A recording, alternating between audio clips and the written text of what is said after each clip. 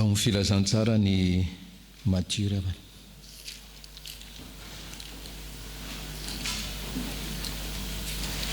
Matthieu toko fa 19.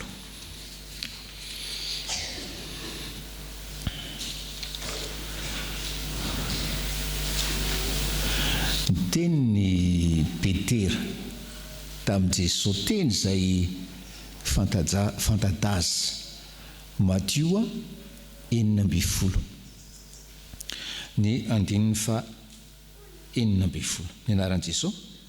Ary namaly Simona Petera ka nanao hoe, ianao no Kristy, zanak'Andriamanitra velona. Ianao no Kristy, zanak'Andriamanitra velona. Tsy tena mahafapo ry havana rehefa diniana ny dika teny protestanta rehefa miteny izy hoe ianao no Kristy, zanak'Andriamanitra velona. Amin'ny teny frantsay izy hoe tu es le Christ, na tu es Christ, le Fils du Dieu vivant. Le hoe du moa zany hoe de le Dieu vivant. Zay mahatonga le Dieu, le Dieu vivant. Nakatoko tsara tamin'ny mpampianatra malagasy aloha nitenenako aminareo an'izao. Raha tena adika arabaky teniny hoe tu es le Fils du Dieu vivant, dia tokony hoe ianao, raha miteny hoe le Dieu vivant dia hoe ianao ilay Andriamanitra velona, ilay Andriamanitra velona. Tena hoe mampisongadina an'Andriamanitra ho hany Andriamanitra, ary hany Andriamanitra velona. Donc jerentsika ny Salamo fa 4:20 hoe Salamo fa 4:20. Maro ny Andriamanitra ry havana.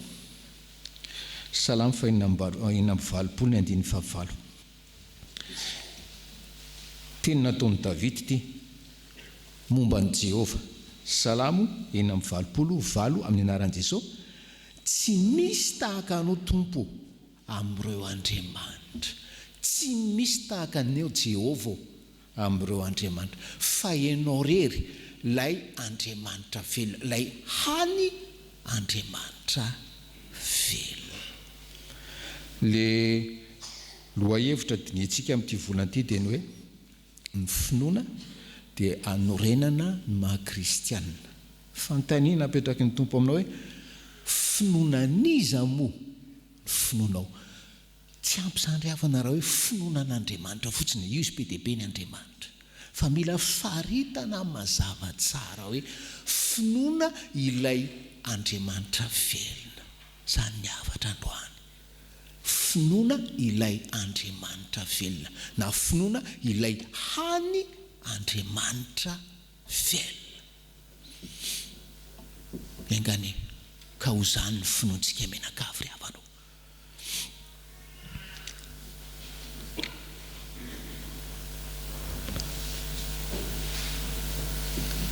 Amin'ny epitsony nankalazana fa 1:20 taona niverenantsika tamin'ny fahaleovantena. Rariny raha misy fankalazana. Ninona fitondrana politika eo, fa rary ny raha kalazaina zany. Ampitsony zany isika no mahazo nyity terikopty ry havana. Dia tena hoe sady finoana anorenana ny maha-kristianina antsika, izany finoana ilay Andriamanitra velona zany, no finoana ihany koa anarenany ity tanitsika ity, zany finoana ny Andriamanitra velona zany. Ohatran'izao ty fireneny ity nandritra ny 120 taona. Satria probablement isika malagasy tsy nino ilay hany Andriamanitra velona. Zany io ry havana.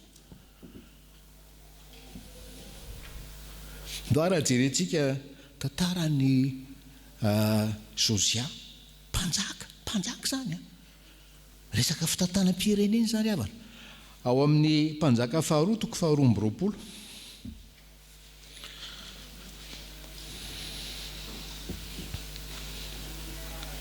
andiny fa 13 donc raha antsika mamaky mpanjaka faharoa 20 andiny fa 13 amin'ny anaran'i Jesosy i Josia zany maniraka izy dimla mandeha ihana ianareo ka manontany amin'ny Jehovah hoa sy ny vahoaka mba ny Joda rehetra ny amin'ny teniny ity boky voahita ity fa mafy ny fahatehezeran'i Jehovah izay mirehitra amintsika noho ny tsy ny haino ny razantsika ny teniny ity boky ity hanao arak'izay rehetra voasoratra ho antsika.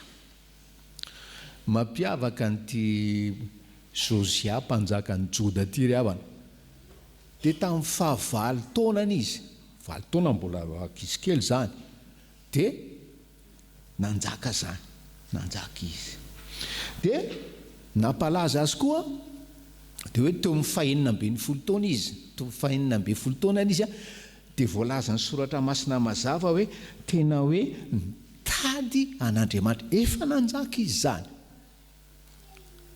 Ary ny tena nampalaza azy koa tamin'ny 20 taonany, tamin'ny 20 taonany dia nandeha nitety any Joda ray manontolo izy izay nitady an'Andriamanitra ka nahita an'Andriamanitra ny ravany any toeratsampy foibe tsampy rehetra. Alefa sara an-tsaina hoe misy mpanjaka eto ninina frehan'ny politika ary havana mandeha mitety amin'ny Madagasikara dia ravana daholo doantsy ny karazana zao zany modely apetraka amintsika amin'izao marain'izao. Ary dia tao anatin'izany hoe fanatonany an'Andriamanitra zany dia namboariny koa ny tempoly tao a Jerosalema.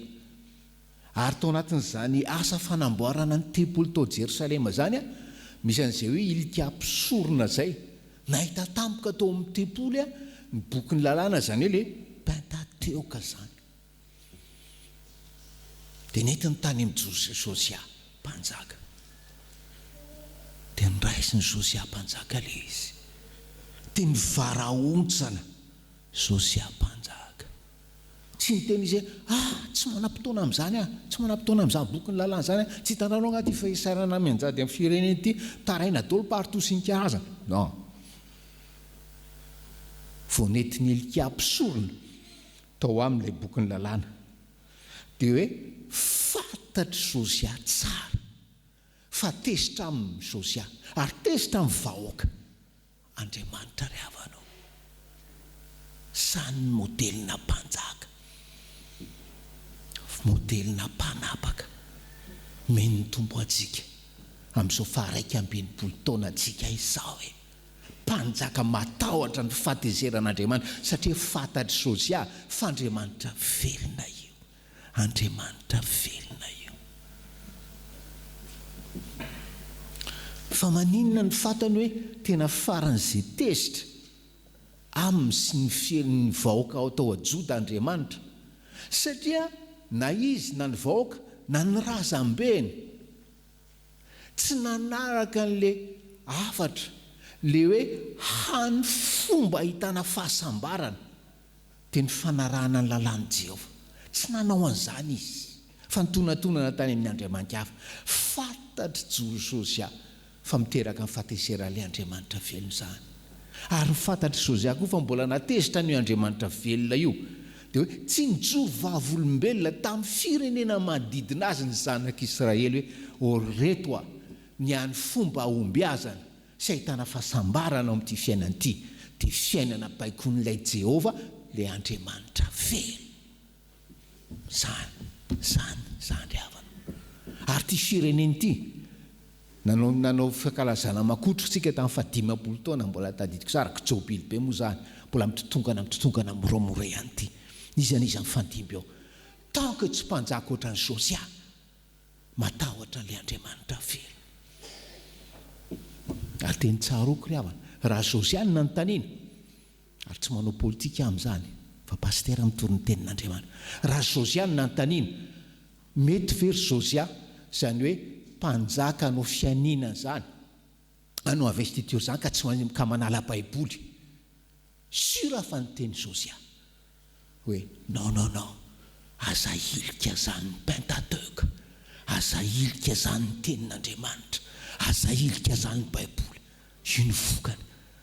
Io mianjady amintsika menakavy, io ny vokany.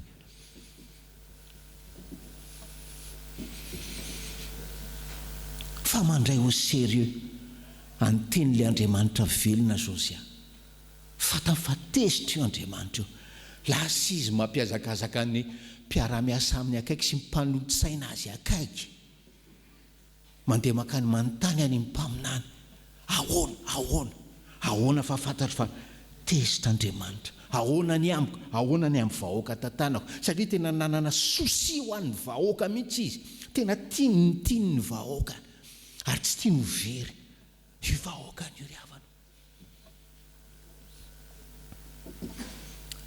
Dia tonga avany ny tenin'ny Olda mpaminany ny amin'ny Josia ry havana.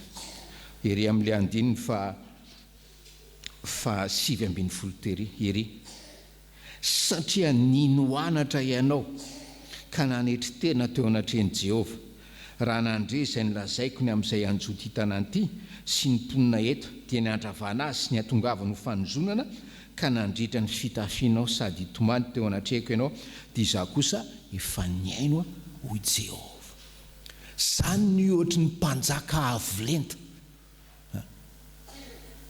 rehefa nanao izay tsy mety teo anatrehan'Andriamanitra ry havanao dia manetry tena miaino nianatra ilay Andriamanitra velona. Finoana ilay Andriamanitra velona niresaka amin'izao marain'izao ry havanao. Finoana n'Andriamanitra velona, ilay Andriamanitra velona.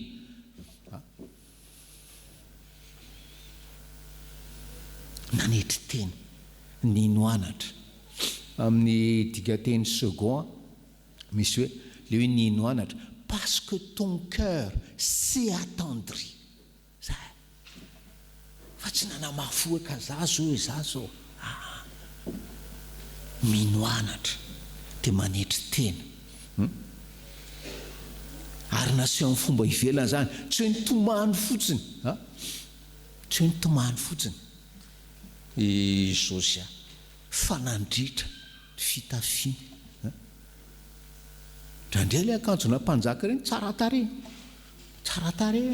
Alaivo sary mpanjaka manana akanjo tsara tarehy, mihaingo lava. Modely amin'ny akanjo triariny. Zany tiany Jehova zany ry havana. Ary zany nataony Josia. Satria hoe niraisinao sérieux ilay Andriamanitra velona. Niraisinao sérieux ny fahatezerany. Raisinao sérieux ny teny nampitondray ny Olda ho azy. Io vahoaka io ozy izy dia ho atolotra ho an'ny Asiriana noho ny hamafy ny fony noho ny odinany tamiko sy ny nanalavirany ahy. Ny aminao kosa satria ninoanatra ianao. Dia hoe ianao angonina ny fasanao amin'ny fiadanana. Ianao Josia ny promesiko aminao. Dia rehefa ho faty ianao dia ho faty amin'ny fiadanana. Zany hoe ho tomandry ao amin'ny tompo ianao. Zany ny promesy le Andriamanitra velona tamin'ny Josia ry havanao. Tanteraka ny tenin'ilay Andriamanitra velona. Tanteraka.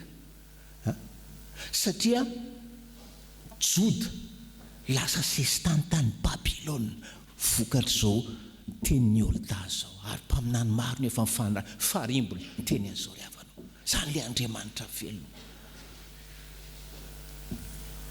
Josia kosa maty izy nodomandry tao amin'ny tompo izy nodomandry tamin'ny mpiadanana izy vita fihavanana tamin'ny tompo. Zay ny zava-dehibe.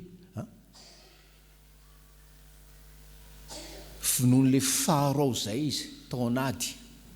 Rehefa nendanytsika tanetsika Josia hoe fa inona ny nedivanao tamin'le Farao Neko fa zay ny nahafaty ianao. Fa marina tamin'le nodomandry tao amin'ny fiadanana izy vita fihavanana tamin'ny tompo.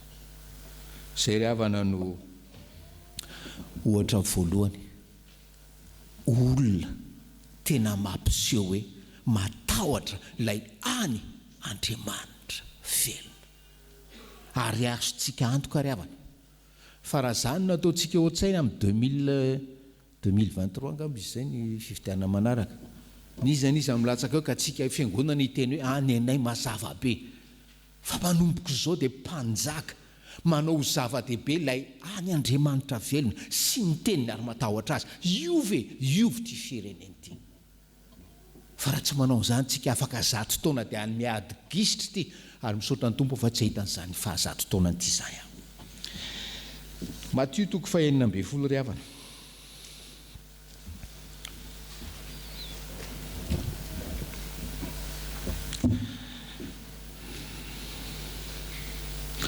Andiny fa 7:20 teny faran'izay malaza ny anaran'i Jesosy. Ary zao milaza aminao koa ianao no Petera ary ambonin'ity vato lampy ity no ahoriko fiangonako ary ny vavadin'ny fiaina tsy hita tsy haresy azy. Tenin'i Jesosy tamin'ny Petera io ry havana. Ary Petera indray zany no ohatra ho antsika. Le famarinana voalohany Joshua lehilahy matahotra n'ilay Andriamanitra velona. Eto indray Petera mahafantatra n'ilay Andriamanitra velona hoe Jesosy Kristy zanak'ilay Andriamanitra velona. 10 minitra zay nitory teny teto 10 efa mino n'ilay Andriamanitra velona ve ianao sa mbola mila n'Andriamanitra fotsiny ianao?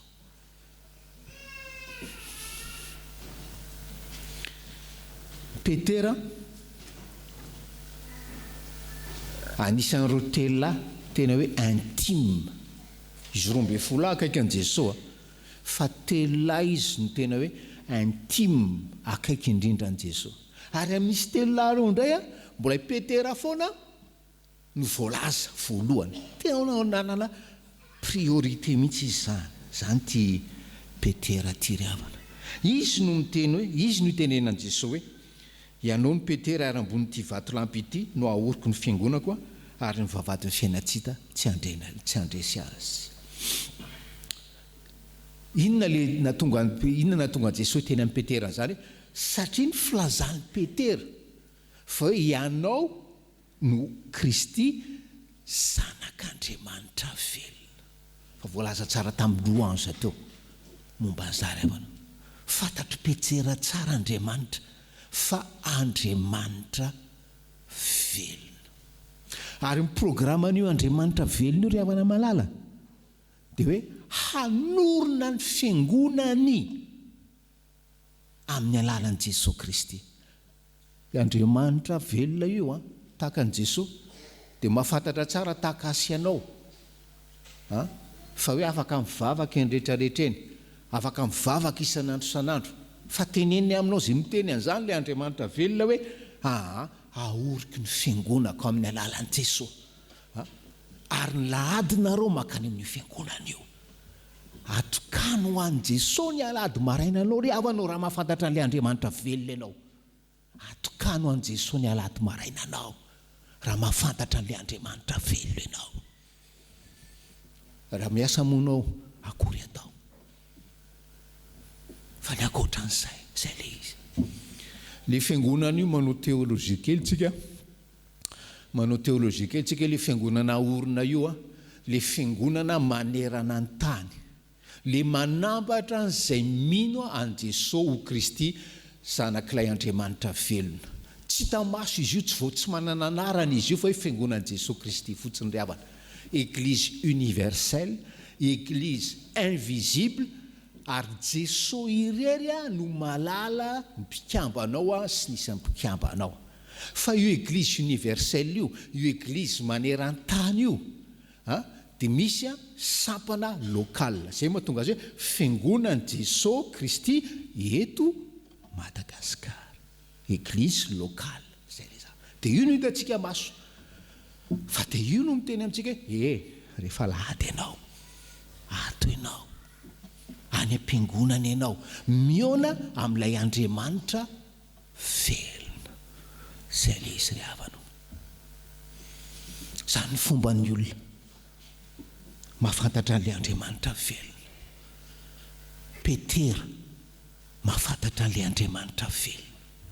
Le fanontaniana apetraky ny tompo amintsika anio maraina. Enao koa ve mba mino n'ilay Andriamanitra velona ninony Petera? Enao ve mba malala n'ilay Andriamanitra velona fantatry Petera? Ahoana nafantaran'i Petera hoe Andriamanitra velona? Kristy dia zanak'ilay Andriamanitra velona. Ny rainy nampahafantatra azy tamin'i Petera. Fa tsy ilay Petera arano fa maha-olombelona sy ny fahaizany sy ny fahendrena. Ary io raintsika io ry havana, io izay nanangana antsika ho zanaka io, no mbola hoe mampianatra antsika momba ilay Andriamanitra velona. Amin'ny alalan'inona? Amin'ny alalan'ny teniny, amin'ny alalan'ny Baiboliny. Misaotra ny rahalahy nampatsiahy hoe fa zao ny 186 ans zay ny traduction de la Bible. Misaotra ny tompontsika. Fa inona ny lanja menao n'io Baiboly io ry havana? Menao lanja ve io Baiboly io? Tombonao amin'ny fahalalana ilay Andriamanitra velona. Mino ve ianao fa ity Baiboly ity dia nomeny tsindrimandrin'Andriamanitra? Inspiration de l'esprit. Zany ny fampianaran'ny réforme ry havana. Hoe inspiré avy amin'ny fanamasina eo. Mino zany doctrine inhérence, INE de RANCE, inhérence zany. Mino ve ianao miaraka amin'ny réformateur fa hoe tsisy diso ty Baiboly ty, zany ve finoanao ry havana? Fa manambara an'ilay Andriamanitra velona ty Baiboly ty.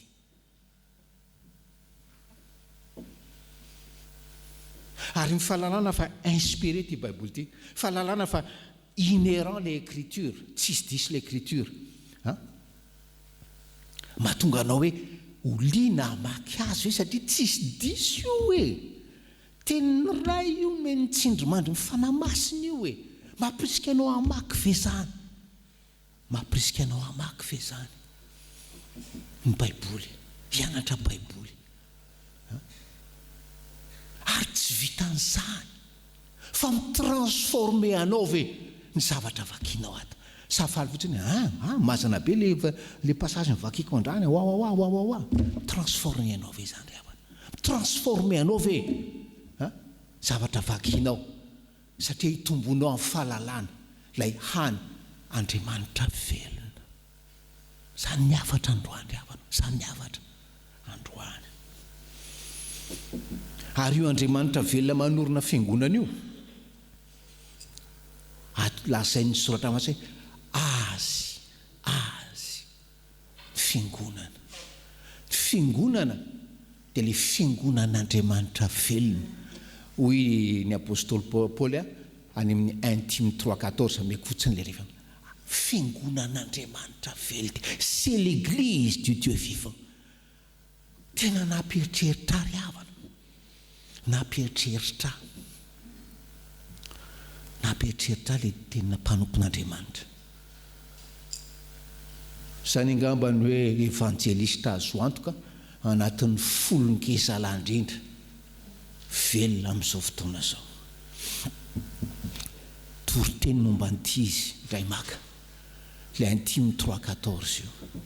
Ty toriteny ty ozy izy dia nataon'Andriamanitra amin'ny alalako ampiroro anareo. Cette prédication va vous terrifier, satria manino ho fantatrareo amin'izay fa ny fiangonana dia fiangonan'Andriamanitra velona, fa tsy fiangonan-drazanao ka hoe retsi-piavy zay tompo-piangonana. Fiangonan'Andriamanitra velona ty, tsy hanaovana an'izay tianao ato hoe, tsy hanaovana an'izay tiany pastera ato hoe, tsy hanaovana an'izay tiana tokony olo loatra an'izao ato hoe. Zay le izy. Ary tsy tompony arak'izay tiavanao azy io. Dozy le mpanompon'Andriamanitra le mpitoroteny zay. Pastera no nanaovany toroteny tamin'izay, séminairana pastera. Teny aminareo pastera reo aozy izy. Fa raha mbola kitototra ny fandrenesako ny fanomponareo sasany, za milaza aminareo fa mialahy ianao amin'ny mahapastera manaova zavatra hafa. Mialahy ianao amin'ny mahapastera fa mifanaovanao kitotoany ty tempolin'Andriamanitra ty manimba ny tempolin'Andriamanitra ary ho levonin'Andriamanitra ianao. Parce que c'est l'église du Dieu vivant. Nandray ary havana teny aminareo mpiandry ajanony ny mampiandry, ajanony ny madekônina raha mbola hanao kitototra an'izany ianareo. satria fantatrareo manomboka androany fiangonan'ilay Andriamanitra velona, ty fiangonany ty. Fiangonan'Andriamanitra velona io antsoin'ny soratra masina koa hoe vadiny. Ary sika ny namelany ny vadiny, sika ny hoe nametrahana ndraiky kolokolo an'izany, kolokolo zany vadiny zany. Ary saro-piaro izy amin'ny vadiny, saro-piaro izy amin'ny vadiny. Za ry havana malala lehilahy vitsivitsy maromaro, faran'izay saro-piaro amin'ny vadiny, faran'izay saro-piaro. Zahatra tsy ahotsy ahoana inona tsisy dikany dia metsika ilay asarotam-piaro. Sasany moa dia midaroka vao mananana kely, sasany mamono mitso. Za miteny amintsika ry havana, saro-piaro amin'ity fiangonana ity Andriamanitra. Ary izay mahatonga ilay mpanompon'Andriamanitra ho levonina ianao raha manemba ny fiangonany rehefa hiverina izy hampakatra azy, ho levonina ianao. Ary izay nge no ilana koa n'ilay disipline mba tsy ho barana ny fiangonany. Fa satria ny sasany tsy mahafantatra hoe fiangonan'ilay Andriamanitra velona ity, dia vao mba mamesaka disipline kely ianao amin'ny fiangonana, miresaka disipline kely ianao amin'ny fiangonana, dia izay ilay jadona miaingan'ilay dictateur wa tenin'olona tsy mahafantatra an'ilay Andriamanitra velona izany ry havanao. Faranana Korintianina 1 toko 1 ry havana. Ny olona mahafantatra an'ilay Andriamanitra velona dia matahotra azy ohatran'ny Josoa. Ny olona mahafantatra an'ilay Andriamanitra velona dia tahaka ny Petera sy Paoly miteny hoe fiangonana dia an'io Andriamanitra velona. Ary ny fahamarinana fahatelo ry havana, ny olona mahafantatra an'ilay Andriamanitra velona dia hoe mahafantatra fa mbola hiverina Jesosy. Zay le izy. 7-9 izay ampiorina anareo koa hatramin'ny farany ka dia tsy hanantsiny ianareo amin'ny andron'i Jesosy Kristy tompontsika. Mahatoky Andriamanitra izay nahatonga ny fiantsonanareo hanananareo firaisana amin'ny zanany. Ny olona ry havana manana fiainana am-piangonana régulier. Ary insiste an'izay.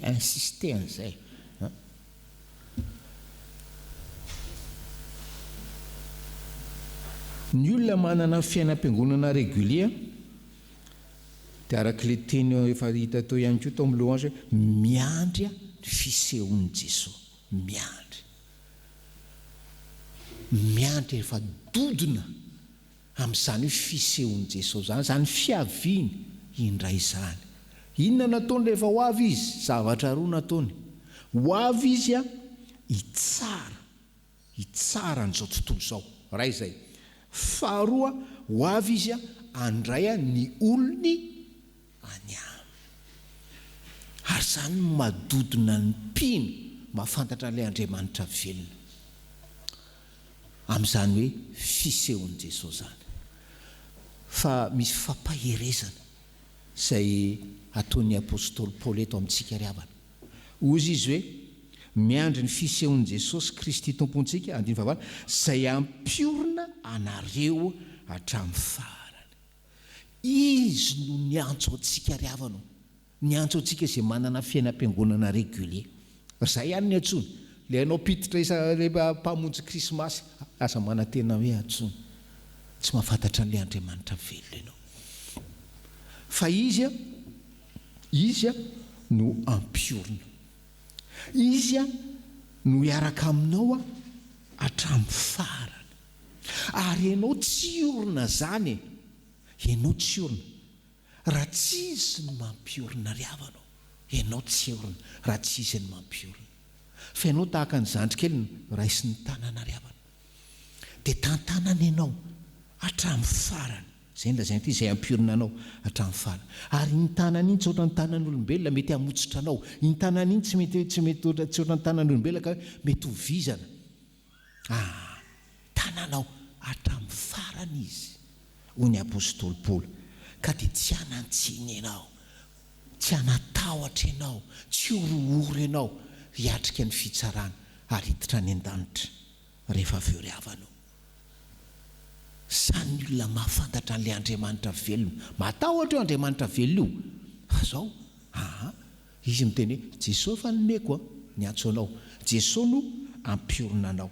Ary andin'ny fahasivy, mahatoky io Andriamanitra io, mahatoky io Andriamanitra io, mahatoky io Andriamanitra io. Alaivo ny olona mahatoky indrindra ato amin'ity fiangonana ity na ao amin'ny FJKM, tsy zany ny zava-dehibe, tsy iny ny mahatoky fa Andriamanitra irery, le Andriamanitra velona irery no mahatoky.